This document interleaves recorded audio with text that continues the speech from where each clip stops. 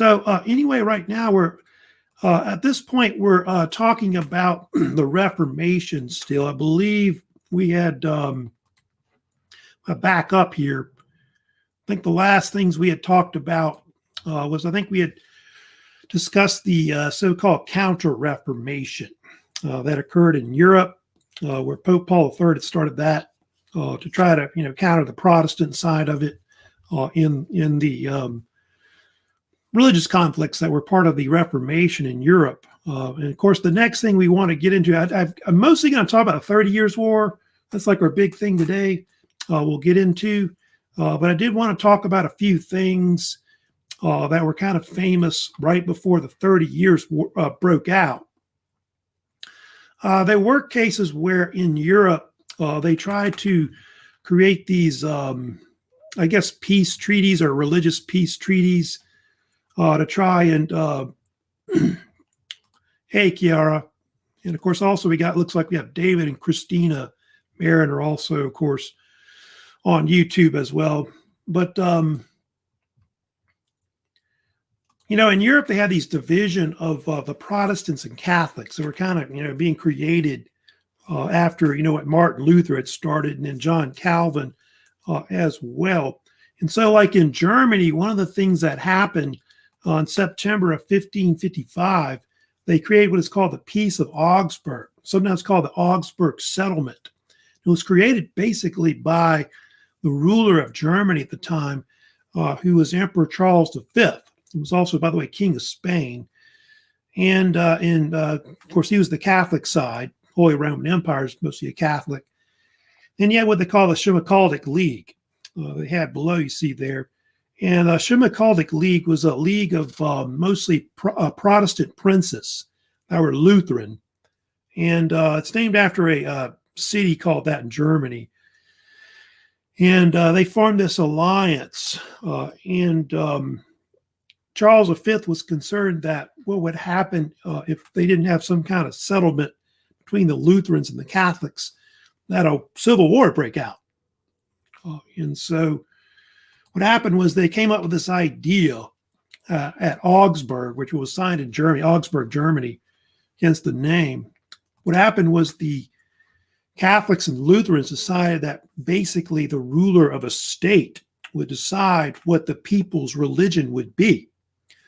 So if you were a Catholic ruler, Catholic prince or whatever, everybody would be Catholic. If you were a Lutheran, everybody would be Lutheran. And they came up with a saying to describe this, of how this worked. It came from the Latin, you see there, which is cuius regio eius religio, which means in Latin, whose realm, his religion. If you were like a religious minority, you were given the chance to move. You could actually move to like an area that was, I guess, your religion. And then if you were a Calvinist, well, they didn't include you. Calvinists, Anabaptists, it only included those that were Catholic or Lutheran.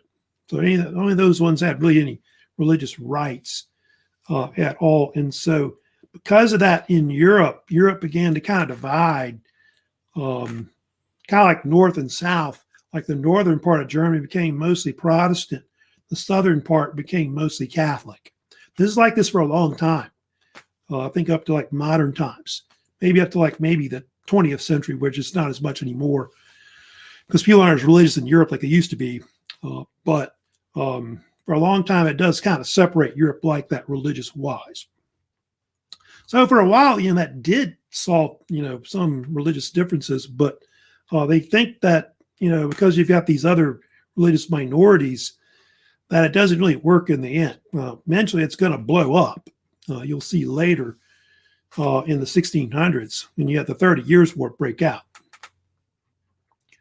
Then in France, they had what they call, you've heard about the French Wars of Religion that they have. And by the way, I did have some slides on this if you want to go back and look at it. I think I didn't really have all the slides. But here's the edict. Here's the Peace of Augsburg right here. It's just called Augsburg because of the fact that it was signed there in Germany, which you can see right there. Here's another map showing you also the differences in the religions. like in Germany. So you can see that whole blue area is mostly an area which is Lutheran. And then you can see how on the bottom you've got mostly Catholic. Then you have other religions, of course, that are also there. Of course, they have, the famous, we'll get to the big thing about St. Bartholomew's Day Massacre, which, of course, is well known with the French Wars of Religion. France went through a period like 30-something years where there were conflicts between the French Catholics and what were French Protestants, who were mostly Calvinists. And in France, they called them the so-called Huguenots, is what they were dubbed. And France was at war religiously between these two different religious sects for about 30-something years. From 1562, you can see, from up to 1598. They were at each other's throat. And primarily it happened under a famous ruler of France. He went by the name Catherine de' Medici. You may have heard of the Medicis, who were from Italy. They were a very powerful, noble family. And she had a lot of influence on France for many, many years. She had actually 3 sons at one point that were kings of France as part of the so-called Valois dynasty, it's called. And France II was the first one, Charles IX, and then Henry III. Of course, the peak of the religious conflicts were mostly under Charles IX, her second son. And Henry III was the last king of the Valois dynasty. He didn't have any children, and so the throne then later went to the Bourbon dynasty that would take over afterwards in 1589. And that dynasty, is really becomes the more famous one later that they had. Catherine de' Medici has often been blamed for what they call the St. Bartholomew's Day Massacre, which happened in August of 1572. It happened over, I think, a week or so. And what happened was there was an incident where they think what sparked it was Charles IX had a sister named Margaret of Valois, and she married what would be Henry of Navarre. Henry of Navarre would later be called Henry IV, who would later become the first Bourbon king, who would come later. He was actually Protestant. I think he later converted. But apparently the marriage, they didn't like that too much, like a Catholic marrying a Protestant. And so it set off this huge massacre throughout the country. I think Charles IX was the guy that actually egged him on, but they think that his mother was one that was probably the one behind it, really. And they killed thousands of people in the country. I think they're not sure how many. I think the numbers vary, but I think 10 to 30,000 is about the number of Protestants that were probably killed in France by, French Catholics. And some people think it may have been up to 100,000. They think that number is kind of probably exaggerated. So I think that number is probably not that many, but so it was definitely the peak of the whole, French wars of religion, in the country.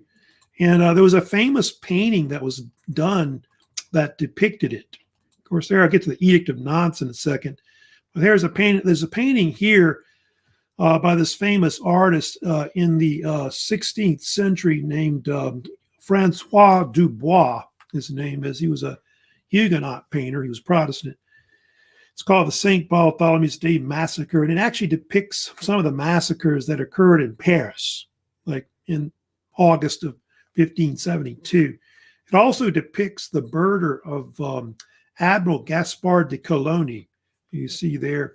Is actually in the picture in the window. I don't know if you can see that or not. I'll take that off the screen. But if you go to this picture, he's kind of hanging out here, dead in this building in the window. And he was one of the main leaders of the Huguenots in the country. And they think his death and a bunch of death of some of the other, I think, nobility that were part of the Huguenots caused kind of the decline of the Huguenots. They weren't as powerful afterwards. But the painting itself depicts how horrible it was. It was almost like a big witch hunt, going after Huguenots. And later, after Henry III died, like the third king that I told you about. I told you there were three kings that were related to Catherine de' Medici, the last of the Valois. Henry III died 1589 with no heir to the throne. And so the throne went to his cousin. He was like a distant cousin of his, named Henry of Navarre.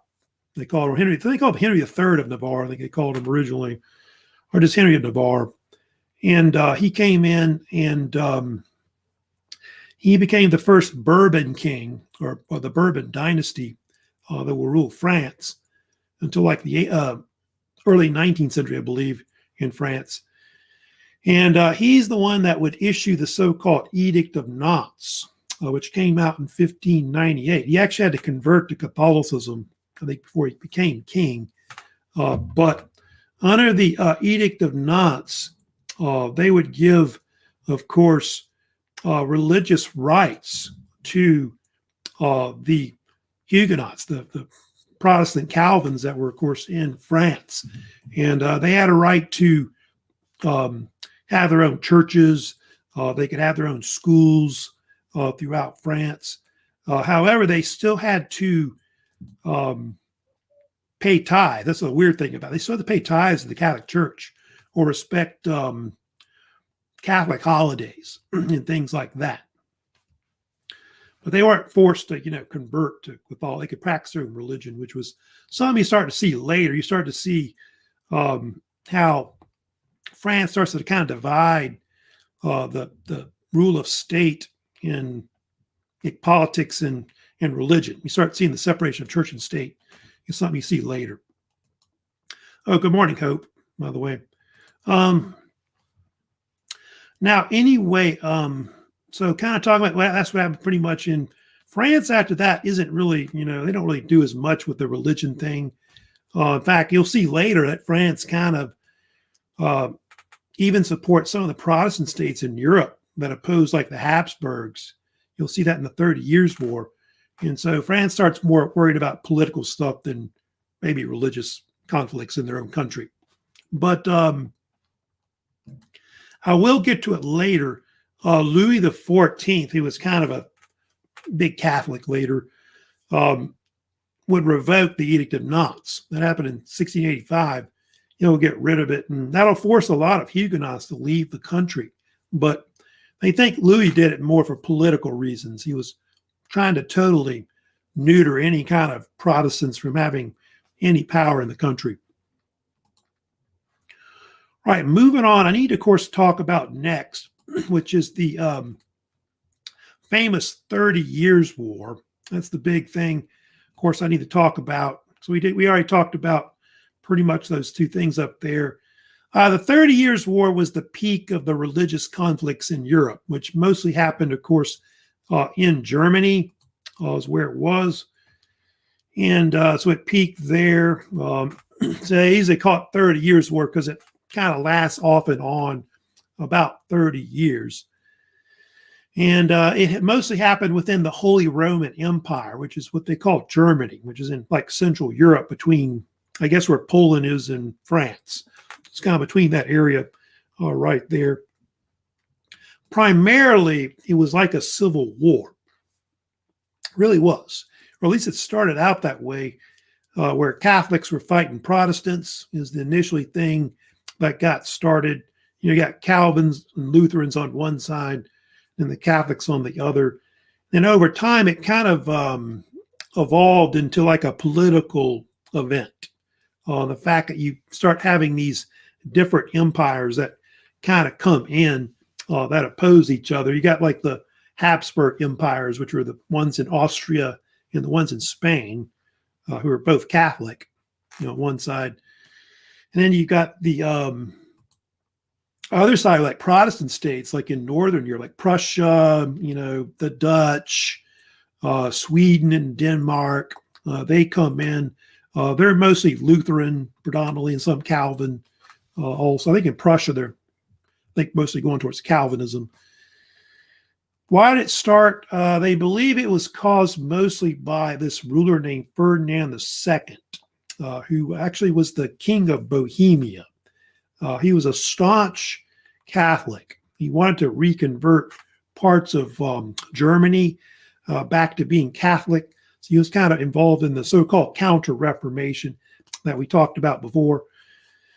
And so he was a main reason why it kind of broke out and expanded the war itself. And what happened was you have these two alliances that kind of fought each other.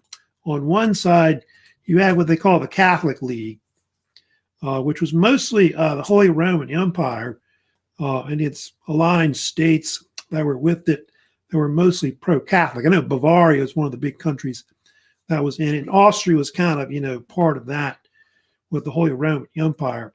That's where pretty much the Habsburg dynasties reigns from, like Vienna, Austria, as you know. And then the Spanish Empire, Spanish Habsburg Empire in Spain was mostly their main ally. They were kind of like an ally of the Catholic League. And the Catholic League went back to, I think, the early 1600s. It was kind of around before the war actually broke out. And opposing it was what they call the Protestant Union, which was mostly a bunch of Calvinistic and Lutheran states that were mostly in Germany, central northern Germany. It was actually replaced by this other league that was called the Heilbronn League. That was, I think, developed by Sweden, I believe. And a bunch of countries supported it, like Saxony and northern Germany was in it. Prussia was in it. Then France later came in and supported the Protestant side because they hated the Habsburgs and all that. Now, there was an incident that I'll get to in a second that kind of started the war, but here's kind of some other slides you can kind of look at that are in the PowerPoint lecture I gave you. You can see that one of the main enemies that was, on one side that was pro-Catholic was the Habsburgs. Habsburgs was a powerful dynasty in Europe. It was actually one empire originally controlled by Charles V. It was really, by the way, considered the first king of Spain, really. But it was divided. It was split. I'll get to that later, not today, but I'll talk about how it was split later into two separate empires, one Spanish and one Austrian that you have. And the Austrian Habsburgs kind of control the Holy Roman Empire because most of them are the emperors that rule over it that you have. Now, I just mentioned this rule. Here's the guy right here. That's actually him. That's Ferdinand II on the right, this little dog there. This is one of his kids right there. But he was the guy that really kind of created all the tensions that really led to the whole war, breaking out, all that.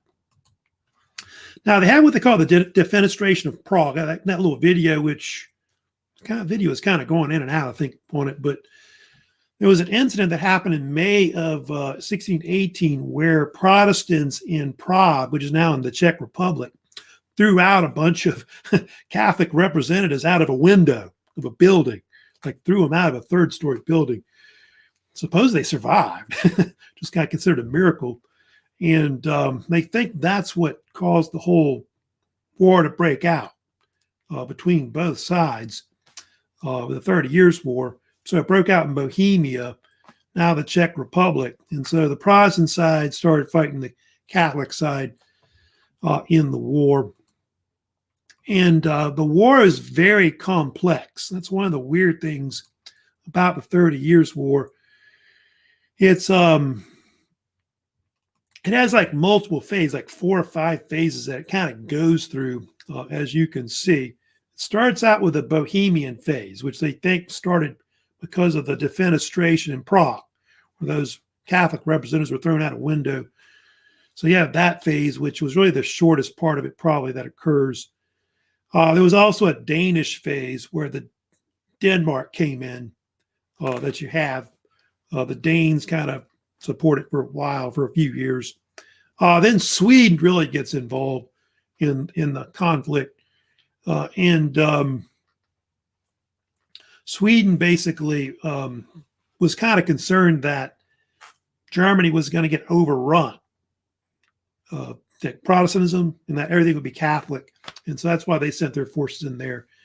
And then the French got involved because the French were kind of worried that Habsburgs were just going to take over Europe and they had to weaken their empire. And so that's why they supported the Protestant side. It had nothing to do with religion. It was more political, military reasons. maybe even economic, why they got involved. I won't go too much into the battles and all that. Here's some other people. E.L. Mitchell, hey, good morning. Hey, what's going on? Latasha, hey, good morning also as well. So we're talking about the 100 years, not the 30 years war with the, of course, Reformation period, the end of the Reformation. But yeah, there was one battle they did fight. I'll just briefly mention about. First big battle was the Battle of White Mountain, which took place near Prague, which is now in the Czech Republic today. That was here the first big battle that was fought between the Bohemian side, I guess, mostly Bohemian mercenaries on the Protestant Union side versus the Catholic side, which was mostly led by the Holy Roman Empire's army, which had almost 30,000 troops. It's fought near a place called White Mountain. There's like a mountain that's near Prague called that. And what happened was the Bohemian forces basically got crushed. They got beat bad, defeated badly. And Holy Roman Empire's imperial forces occupied most of Bohemia afterwards. And so, like you saw that thing there, what happened was it led to the reconversion of Bohemia to being mostly Catholic, which it would be for like, I want to say for the next 300 years or so, most of that region is Catholic. I guess when the communists come in later, it kind of declines, obviously, but basically, yeah, that does do that, of course. So they reconvert that whole area to basically being Catholic. I was briefly talking about the Danes. I don't know if that's as important, but yeah, Denmark did bring in forces in the 1620s. They fought under this king named Christian IV. So he supported the Protestant side in the war, but he kind of backed out after a few years. But the king that was really more famous on the Protestant side that fought in the war was King Augustus Adolphus. He was often called different nicknames. The Lion of the North, I think, was one name he was called. I think somebody called him Adolphus the Great as well. And he was a great king and military genius who fought against the Catholics. Their big battle was in 1632, the Battle of Lutzen. They always talk about the fog of Lutzen. Very, very, very foggy battle, they say. And in what is the southern part of Saxony, the Swedes defeated the imperial army of the Holy Roman Empire. And it was considered like a pivotal battle of the war. But I think it's like considered one of the turning point battles of the 30 Years' War, why the Protestant side started winning the war. But what happened was Adolphus was killed in the battle. He was shot like several times, mortally wounded and died. And so a lot of the Protestants afterwards kind of lost their direction a little bit. They probably could have ended the war sooner, but I think he got killed, and that was kind of a problem. So what happened in the end was the French came in. They took over the war, took control. They were pretty much the main power in the whole anti-Habsburg alliance that you have. And this all happened under the King Louis XIII. He had a minister named Cardinal Richelieu, who I'll get to later, considered one of the first prime ministers of France. And he was the mastermind behind supporting a lot of the war against the Catholic Habsburg side. And so because of the French, military support, the Protestant side eventually won the war. It took a while, for a few years, for the war to end. In fact, it took them forever to actually even come up with any kind of treaty to really end the war. But like I said, the French supported the Protestant side, the Protestant unions that were there, because of the fact that they didn't really like the Habsburg Empire. They were kind of seen as a big threat to the French Empire, because the Habsburgs controlled the Austrian lands, east of them, Spain to the west, the Netherlands to the north, and so they were really concerned that they would be encircled if they didn't really give any support, to the Protestant side in the war. So yeah, like I said, the French would end up, help in the war in the end. So we'll get to it later, but the French are going to come out of this war, smelling like a rose. They're pretty much the major power, by the late 17th century. And this is like right before King Louis the 14th comes in. He'll be the king that comes in afterwards. They're kind of setting him up, for that afterwards. Now, like I said, the actual, war would last forever. They would just kind of drag on. It took them I think a few years to even, I guess, finalize any kind of treaty that would, help in the war. It wasn't like that little short video. You saw the preview video, that Monty Python version. It wasn't nothing like that. It took them years to actually, come up with a treaty. I think the actual Peace of Westphalia, sometimes called the Treaty of Westphalia, which is really two treaties, took like 6 months for them actually develop it, like from May to about October of 1648. It's actually not one treaty. It's actually two. There were two treaties, one called Osnabrück and one called Munster. They were signed in Westphalia, or Westphalia. You pronounce either way, I guess. Westphalia, which is in kind of like the northwestern part of Germany. It's a province of Germany. And so that's why they called it that later, that nickname. Kind of get into and talk about what was in the treaty. Well, first of all, it obviously, the big thing it did was it brought peace, which they hadn't had in Germany for 30 years. The Holy Roman Empire had been at war for that long.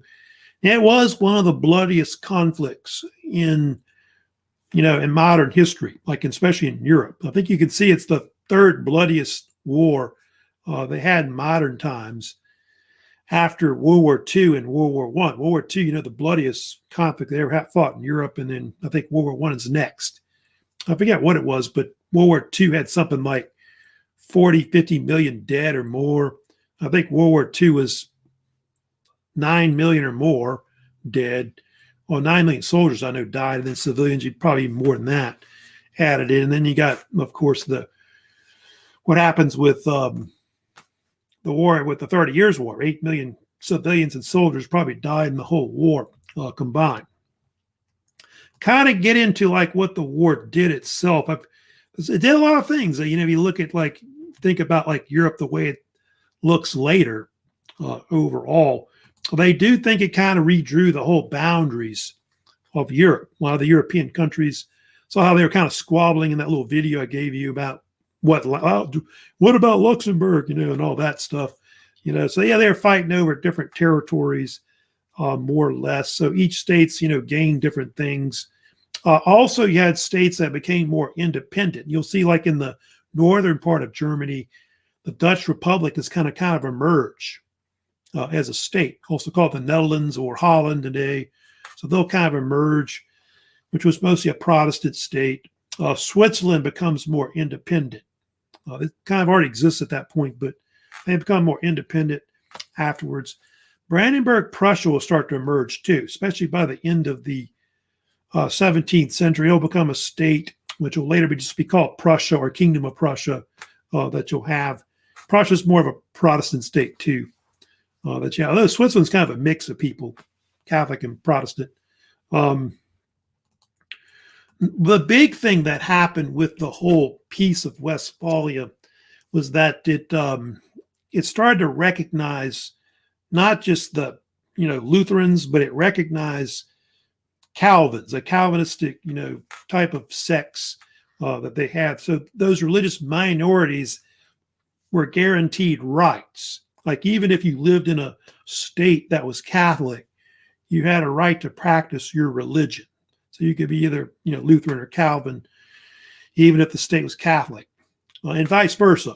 If you're in a Lutheran area and you're Catholic, you can practice your religion overall.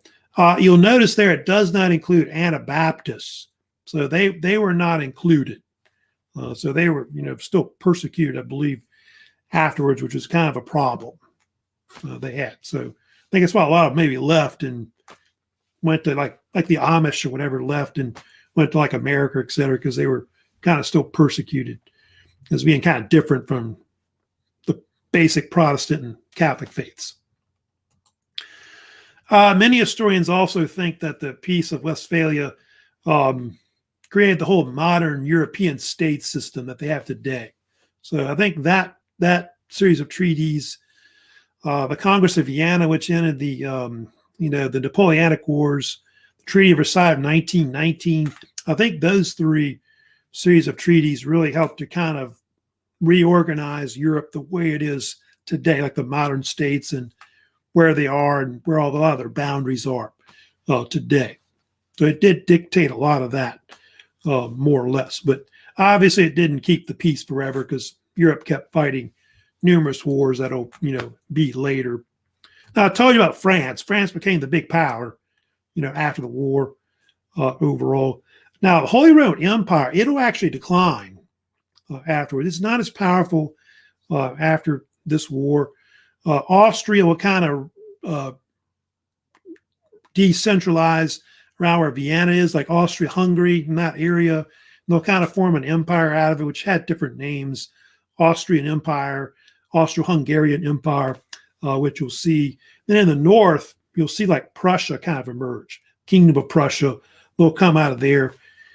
And but yeah, the one thing it did do, they think that the whole war, like the 30 Years' War, they think it stalled any kind of unification of Germany. Like Germany could have unified as a really powerful state that it is later. But they think that war really helped to kind of prevent that until the 1800s. Because like the German Empire doesn't really form until like the 1870s. Yeah, 1/3 of the population of Germany was wiped out. That's obviously another reason why, Germany took a while for it to come back later. 8 million dead. That's a lot of people. And there was a lot of atrocities committed, in the war. It's one thing the war is very well known for. Here's, of course, got another map there. You can see the casualties of where, how bad it was. You can see way up in the north, there are some places where it was pretty high, But yeah, I did want to mention about how, a lot of atrocities were committed in the war. Also, a lot of witch hunts. I don't know if you know much about, but apparently the war spawned witch hunts, which witch hunts were big in Europe at the time. During the Reformation, they accused people of witchcraft and things like that. So there are many cases where people were killed, and there was a series of they're kind of like paintings or engravings. They were really engravings.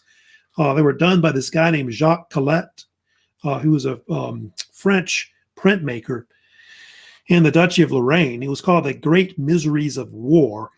It was like actually 8 etchings that he did, which kind of depicted the various campaigns where civilians and people were killed in the war. There's one that's very famous that he did out of the 18. I think it's number, which one is it? I thought it was number, I forget which one it was. Number 7? Is it number 7? I don't think, no, I think it's number 11 is the one that's famous. Let me see, I got another version right here, a colorized version. There's one that they've made it into a color version too, like a painting of it. But there's one called The Hanging that's well known. And it depicts apparently some mercenaries that had gone and they had massacred some people in a city, that killed people. Actually, were Catholic mercenaries. And the same side, which was the imperial side, captured them and had them hanged for it. So these are actually their own people they're killing for committing atrocities. Kind of weird. So that was quite common, in the amount of atrocities that occurred, of course. And so, yeah, the 30 Years' War was a pretty awful war. You have to really, I think you have to get up to like maybe the Napoleonic Wars and, World War I before you get even more bloodier wars that follow later. So they do think the 30 Years' War is the conflict that really ends the whole, conflict of the Reformation. Because, wars later that do break out are fought over different things, like, economic reasons, political reasons. They still got religious conflicts and all that, but they're not as big of a deal, afterwards. I think people are kind of sick of that. I guess the Middle East is kind of going through their thing. You got these extremist Muslims that, want to fight at holy wars and stuff like that. They're kind of going through the same thing that they went through in Europe at the time. And so that's kind of like the Reformation, and the conflicts that happened, of course, up to like the 30 Years' War, of how bad it was. So, yeah, I am going to be having, of course, I have a lecture later in the week on Thursday. We'll be getting, of course, into the Age of Discovery that I'm going to have, which I'll talk more about the beginning of how the Western European powers begin to kind of explore like the world, like mostly the Atlantic Ocean, Africa, and of course the New World and the Old World too as well. So I'll get into that coming up. I did want to remind you, don't forget about, oh yeah, of course, like E.L. Mitchell's got a question, of course, where they included the war. Well, they were kind of on the bad side of the war. In fact, a lot of them, a lot of women and children were probably killed in the war, were starved to death in the war, lack of food, and things like that. So then women were sometimes accused of witchcraft. There was a lot of witch hunts, and so women were kind of killed for that, and things like that. But most of them, I think, people killed were men. I think they talk about the fact that the male population of Germany, about half the population was killed in the 30 Years' War. It was that bad. Half the male population wiped out. That's amazing in itself. So anyway, I want to remind y'all, don't forget that Canvas quiz. There's an announcement about that. You can see, of course, in announcements. So don't forget about that. That's going to be, by the way, due next Tuesday, which I believe is January 26th. So I've got that up. I guess nobody has any other comments, questions, of course, about this lecture. But if you have any comments, questions, let me know, of course, about the lecture. You can, send me a question, comment about through YouTube. And then if you have a question about the class, let me know. Like if some kind of administrative question, let me know. And don't forget about a few things. Your contract policy page, don't forget to turn that in. That basically needs to be probably turned in this week if you can. Also, book reports. Keep sending me your book titles for what you want to do for your book report. And if anybody wants to sign up for the that Veterans Oral History Project, let me know. So that's it for today. Like I said, on Thursday, I'll be back, of course, lecturing about exploration. I'll probably have some kind of announcement about that coming up this week about it. And so that's it for now. Y'all take care. I hope y'all are having a good week, of course, in the beginning of the semester. So y'all take care, and I'll see you later this week.